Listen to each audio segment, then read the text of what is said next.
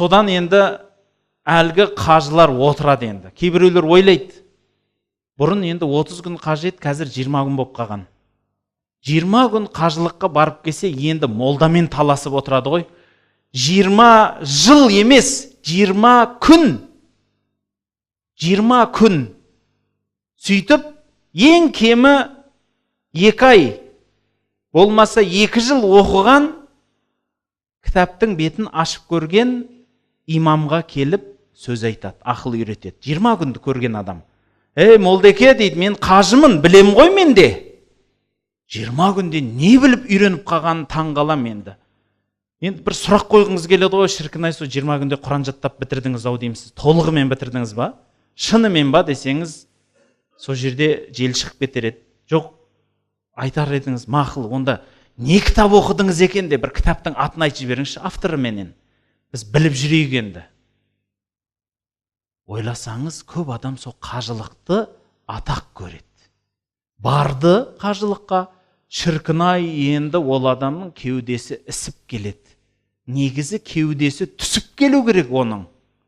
Ісіп емес, түсіп келу керек. Өйткені сол қажылыққа шайтан да, Алла да шақырады екен. Шайтан шақырса, сіз өмір бақи соны мақтаншақтықпен жүресіз. Және дұрыс емес жолыңызда адасасыз. Ал егер сізді Алла шақырса, онда сіз өзгеріп келесіз.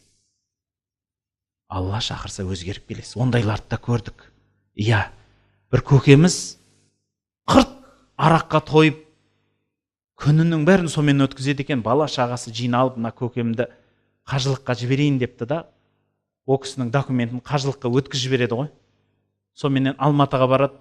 Алматыға барғаннан кейін, құданың үйіне бардым дейді, о жерден де көк күмбек болып алады көкеміз. Екі қанатын жан-жағына жайып.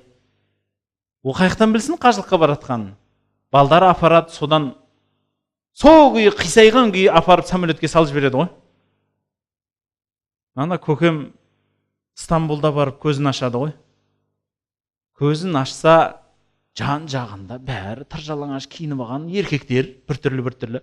Өзінде үйтіп зорлап киіндіріп қойған. Дымы жоқ ішінде, екі шашыққа оралып алған. Мен қайда баратырмын дейді. Сөйтсе жұрттың бәрі оны балағаттап баратыр. Анау сасығың немене, анау сасып, бықсып.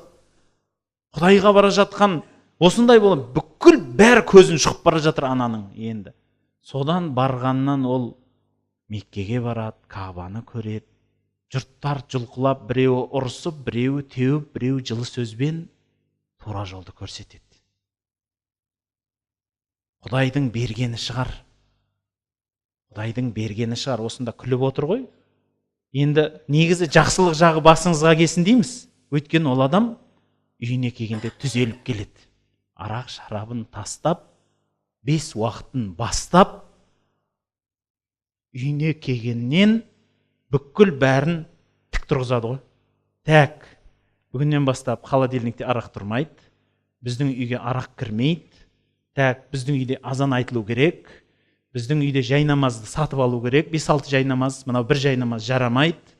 Тәк, Құран кітабын сатып әпкеп қойыңдар, маған әдемі Құран керек, мықты тәспі керек, маған жақсы тақияменен шапан әперіңдер. Қарасаңыз, өзгерді. Керемет өзгеріс бұл. Жақсылыққа қарай. Ал кейбір көкелеріміз керісінше. Сонда барып келгеннен кейін ол мақтаншақтыққа айналады. Мен қажылыққа барып келдім балам, міне медалым бар, қажы деген дейді. Кейбіреулер медал істетіп алады екен. Міне медалым бар, міне қажы деген. Білмеймін, 3-кратный ма, қанша кратный екен білмеймін ғой, енді Брежнев көкеміз қап кететіні анық ау. Содан кетеді ғой ісіп кеуіп. Құдай содан сақтасын.